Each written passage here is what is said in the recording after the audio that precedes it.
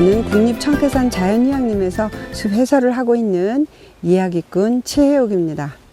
오늘 여러분과 함께 할 코스는 아주 잔잔한 오솔길입니다. 가족이 함께 맨발 걷기에도 아주 좋은 코스고요. 또 조성된 숲과 자연림을 함께 통과하면서 보실 수 있는 잔잔한 이야기들이 숨어 있는 길입니다. 자, 그 길로 안내를 드리겠습니다. 이쪽으로 출발하시겠습니다.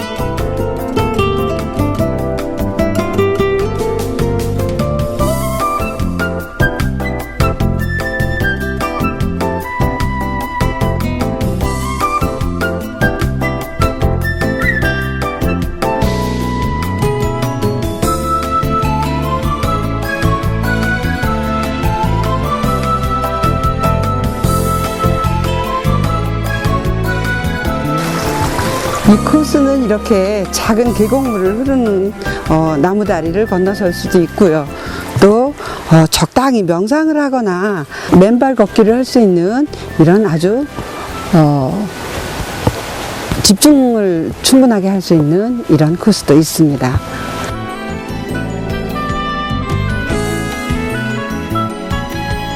예, 이제 시냇물 소리가 들리는 작은 계곡의 나무다리를 건너왔습니다. 예전에 청태산은 어떤 형태였냐 하면 그 6.25 이후에 먹거리가 부족했던 시절에 가난한 사람들이 숲에 들어와서 불을 내서 밭을 일구고 살던 화전민들이 주로 살던 지역이었다고 합니다. 1970년대 초반에 숲을 이제 산림 녹화를 시작을 하면서 그 화전민들을 이주시키고 그곳에 조성된 숲이죠. 그래서 이곳에는 주로 잣나무가 많이 심어져 있는데요. 뒤에 이쪽에 보시는 곳들이 주로 화전민들이 살던 지역입니다. 그래서 물이 있고 또 나무가 있는 곳, 그리고 밭을 일굴 수 있는 그런 혜택을 받고 산 것이라고 할 수가 있죠. 그래서 청태산 숲의 역사라고 한다면 여기가 인공조림된 숲이기 때문에 한 40년 조금 되지 않았을까 그렇게 생각이 됩니다. 자, 이 시원한 잣나무 숲그늘에서 우리 몸과 마음을 힐링하면서 혹은 여유가 있으시면 여기에서 양말을 벗고 맨발로 숲길을 가족과 함께 천천히 걸어보시는 것도 좋을 것 같고요. 또는 자리를 갖고 오셨을 경우에 숲속에서 누워서 눈을 감고 충분한 명상 시간을 가져도 아주 좋을 그런 장소로 볼 수 있습니다. 자, 그러면 이제는 이쪽으로 이동하면서 다른 코스와 달리 이쪽에는 어떠한 식생들이 또 있는지 한번 살펴보도록 하겠습니다. 이쪽으로 진행을 하겠습니다.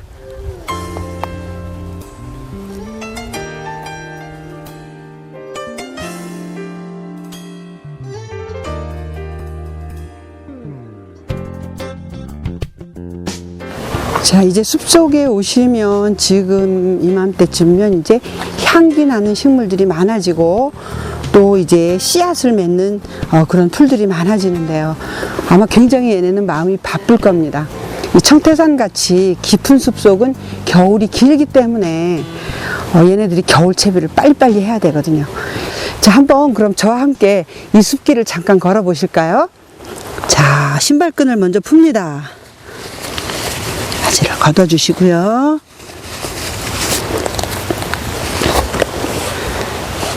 자, 양말을 벗어서 신발 속에 넣습니다. 자, 여기서부터 이제 맨발로 좀 걸어 보겠습니다. 먼저 발가락 운동을 조금 해 주셔야 됩니다. 발가락을 크게 벌리고 발가락을 꼼지꼼지 해주세요.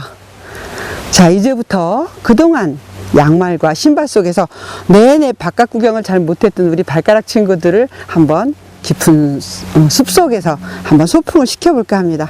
자, 저를 따라서 이쪽으로 한번 발가락 소풍을 나가봅니다. 천천히 발바닥에 느껴지는 느낌들이 어떤 것인지 한번 생각해 봅니다. 아니면 눈을 감고 잠깐 그 자리에 서서 발바닥을 통해서 느껴지는 어떤 땅의 기운을 한번 느껴보셔도 좋습니다. 자, 다른 감각을 깨우려면 눈을 감아주면 다른 감각이 더 배가가 됩니다.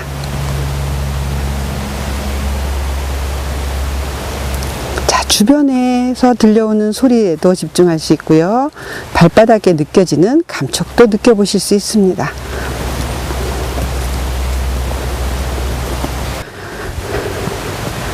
조금 따끔따끔한 것 같기도 하고 조금 시원한 것 같은 그런 기운이 느껴지시죠? 와, 이쪽으로 걷기 전에 이쪽을 잠깐만 들렸다 가보도록 하겠습니다. 청태산은 원래 이전에 6.25 이후에 그 먹거리가 부족했던 시절에 많은 사람들이 숲에 와서 밭을 일구고 살던 그런 지역이었습니다. 그런 사람들은 우리는 화전민이라고 했지요. 나무를 베어서 집을 짓고, 그리고 또 땔감으로 쓰고, 그리고 이 숲속에 불을 내서 밭을 일구어서 감자도 심고 옥수수도 심었었죠. 그런 사람들을 화전민이라고 했는데, 이 청태산에는 주로 그런 사람들이 많이 살고 있던 지역이었습니다. 그러던 것을 1970년대 초반에 산림녹화 사업을 시작을 하면서 도시로 이주를 시키고 그 자리에 이렇게 숲을 조성을 한 것이죠. 지금 여러분들께서 보시는 이 장소는 바로 그러한 화전민이 살았던 집터입니다. 대부분 사람들이 집을 짓고 산다 그러면 어떤 환경을 원할까요? 아마도 물이 가깝고 뒤쪽은 바람을 막아줄 수 있고, 그리고 어느 정도 통풍이 잘 되는 그런 곳을 원했을 거라고 생각이 됩니다. 이 터는 조금 작기는 하지만 왼편으로는 물이 흐르고, 또 이쪽은 뒤를 막아주는 아늑한 기운이 있어서 이곳을 아마 집터로 쓰지 않았을까 생각을 해봅니다. 지금 이 앞쪽에 보이는 돌무더기들이 화장실이었을 거라고 예상이 되고 있고요. 불과 그것이 얼마나 됐을까요? 1970년대면 한 50년이 조금 넘었겠죠. 그 이전에 살았던 사람들의 삶의 터를 지금 보고 계십니다. 우리가 오늘날 이렇게 풍요롭게 사는 부분도 이전에는 누군가가 힘들게 살아냈을 그런 시절도 있었다라는 것을 알고 계신다면, 이 시대를 살아갈 때 내가 어려워 라고 하는 것이 아니라 그런 사람들도 그 시대를 용케 이기고 살았어, 이것쯤은 아무것도 아니야 하는 그런 용기를 가질 수도 있겠다고 한번 생각을 해봅니다. 자, 다시 이제 원래 코스대로 들어가서 맨발 걷기를 계속해 보도록 하겠습니다. 네, 이렇게 옛사람들이 살았던 흔적을 되돌아보면서 그들의 삶은 어땠을까 한번 생각해 보는 것도 오늘을 사는 우리들이 한번 되돌아봐야 될 일이 아닌가, 그렇게 생각을 합니다. 자, 이쪽으로 지금 숲길을 지나서 가봅니다. 발바닥이 지금 뭐라고 얘기를 할까요?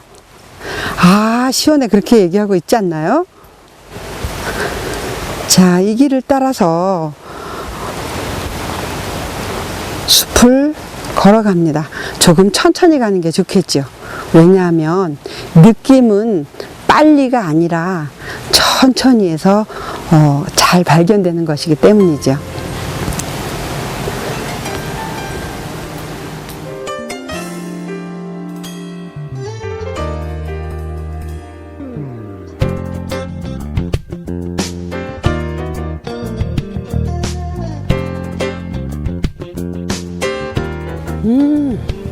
이쪽은 정말 숲다운 느낌이 들죠.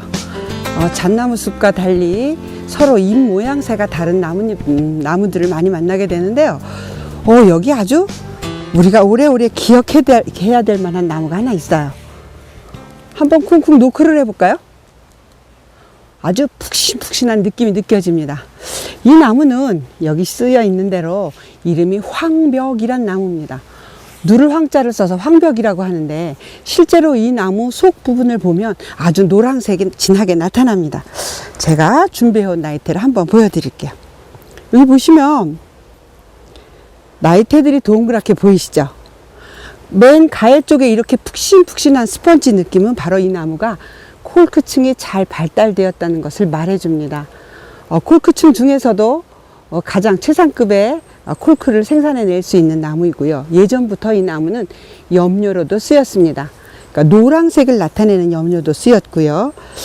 그런데 이 나무는 특히 무구정광 대다라니경이라고 해서 우리나라에서 가장 오래된 목판 인쇄물이 바로 이 황벽나무 열매로 가공을 했다는 것입니다. 즉, 그 황벽나무 열매의 색소로 방부제 역할을 해서 그 그 인쇄를 해서 그것들이 지금까지 1000년이 넘는 지금까지 그대로 보존이 됐다는 걸 생각하면 정말 숲에 있는 그 자원에 무궁하다고 할까요? 그런 대단한 자원들을 우리가 때로는 잊고 사는 것이 아닌가 하는 생각이 듭니다.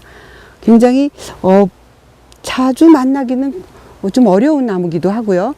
그래서 자꾸 이런 설명을 하다 보면 사람들이 쾅쾅 두드려서 이 상처를 내기도 하는데 그냥 쓰여져 있는 대로 보시기만 하셨으면 좋겠습니다. 이 나무는 황병나무예요. 대단하죠? 또 아주 크게 자라서 열매가 맺힐 때 되면 그 열매에서 나는 향기가 아주 알싸한 향기가 나서 굉장히 숲을 향기로운 숲으로 만들어주는데 일조를 하기도 합니다. 자, 이 황병나무를 지나서 이제 이쪽으로 진행을 하실 건데요.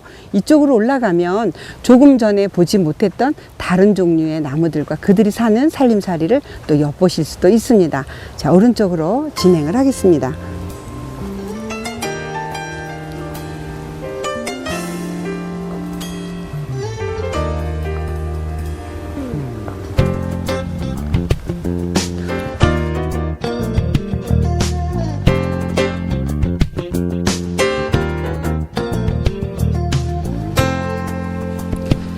이쪽에 올라와 보니까 큰 나무들 아래쪽으로 우리가 어디서 흔하게 봤던 것 같은 그런 친구들이 숲속에 있네요. 혹시 기억하시는 분 계세요? 잎이 대나무랑 닮았죠? 예, 맞습니다. 이 친구는 산에서 자라나는 대나무다. 그래서 산죽이라는 말로 부르기도 합니다. 또 예전에 지금처럼 기계가 없던 시절에 쌀에 돌이 많이 들었던 것을 이렇게 이는 조리, 요즘에는 복조리로만 남아있지만 그러한 조리를 만들었다. 그래서 이름을 조리대라고 부르고 있습니다. 지금 생활에서 생각해보면 이 조리대는 우리한테 별로 큰 쓸모가 없는 것처럼 보이지만 이 숲의 생태계에서는 아주 중요한 역할을 합니다. 이 뿌리 줄기들이 뻗어가면서 이 땅속 아래쪽으로 서로 굉장한 얼개를 엮고 있기 때문에 그 토양이, 즉 비가 많이 오거나 그럴 때 토양이 밖으로 흘러가는 것들을 방지해 주기도 하고요. 또 이 친구들이 많이 우거진 숲은 아주 작은 동물들의 은신처가 됩니다. 예를 들어서 다람쥐가 누구한테 쫓겼을 때 이 숲에 가서 숨을 수도 있겠죠. 또 작은 동물들이 비를 피해서 숨어갈 수도 있는 곳이지요. 그래서 숲을 아주 여러 가지 숲의 종들을 다양하게 하는데 굉장히 중요한 역할을 하는 아지트라고 볼 수가 있습니다. 혹시 전에 아바타라는 영화 보신 적이 있으세요? 아바타에서 보면 그 큰 거대한 나무가 그 뿌리가 수많은 나무들이 뿌리가 엉켜서 서로 소통하고 교감하는 것들을 우리가 그 영화를 통해서 볼 수 있었는데요. 지금 이 숲에서도 마찬가지로 서로 다른 종류들의 나무들이 살고 있고 또 다른 풀들이 살고 있어서 사람들이 보기에는 전혀 다른 것 같지만 실제로는 큰 나무가 작은 풀들을 키우고 또 작은 풀들이 여러 가지 역할을 통해서 큰 나무를 키우는 어우러져 사는 숲의 전형을 보실 수가 있습니다. 사람들의 생각으로 이것은 쓸모 있다 없다를 판가름하기 전에 그것이 자연 속에서의 어떤 타고난 저마다의 역할을 어떻게 수행하고 있는지를 조금 마음을 열고 볼 수 있다면 우리가 숲을 바라보는 눈을 조금 다른 각도로 바꿔줄 수 있지 않을까요? 이 조리대처럼 말입니다. 다음은 이쪽으로 진행을 하면서 또 다른 나무를 한번 살펴보도록 하겠습니다.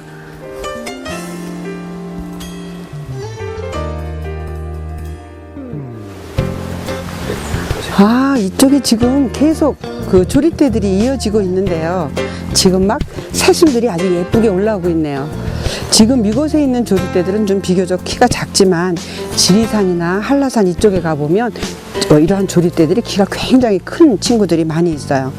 가장 조심해야 될 부분이 뭐가 있냐 하면 아까 많은 종들이 이 숲속 조리대 숲을 은신처로 삼는다고 말씀을 드렸는데 그러다 보니까 숲속에서 잠자고 있거나 쉬고 있는 동물 친구들이 있을 수 있거든요. 그래서 특히 아이들을 데리고 오시는 분은 아이들이 조리대 숲에 함부로 들어가지 않도록 유의를 해 주셔야 할 것 같아요.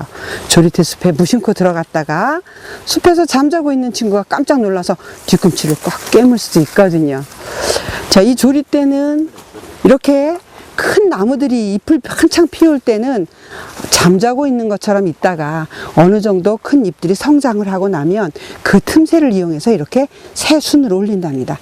즉 넓은 숲에서 똑같은 시기에 똑같이 맞춰서 가는 것이 아니라 이렇게 서로 형평을 맞추어서 타이밍을 달리해서 숲을 이루고 살아가고 있다는 것이지요.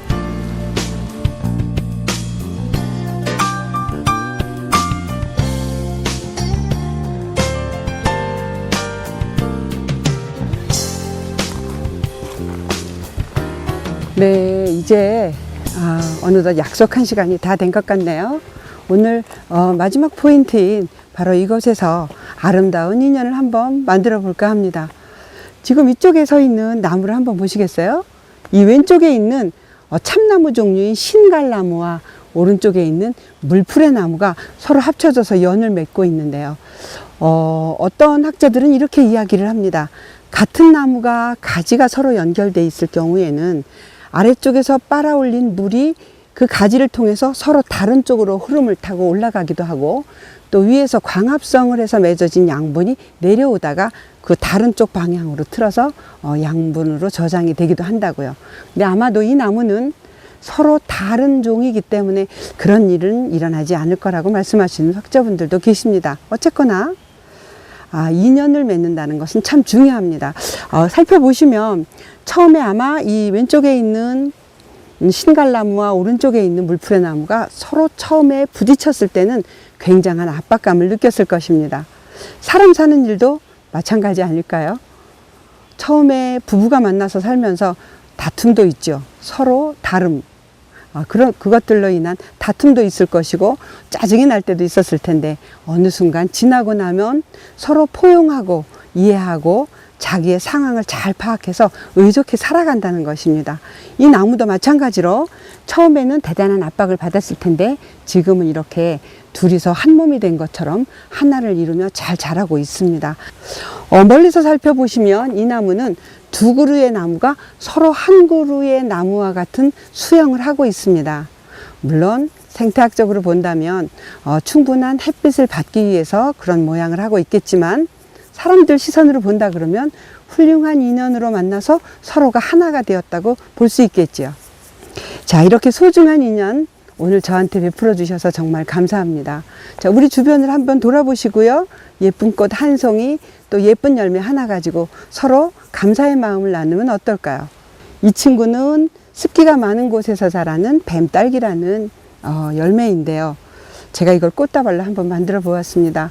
우리가 마지막으로 살펴본 열리지처럼 서로 다른 사람들이 만나서 한 공간에서 한 마음으로 살아간다는 것은 굉장히 어렵고도 아름다운 일이라고 생각을 합니다. 자, 그런 아름다운 인연에게 오늘 한 가지씩 선물을 해보자고요. 자, 옆에 있는 꽃 한 송이 전해주세요. 아들은 엄마에게 말합니다. 엄마, 내 엄마가 되어줘서 참 고마워요. 아내가 남편에게 말합니다. 여보, 내 남편이 되어줘서 정말 고마워요.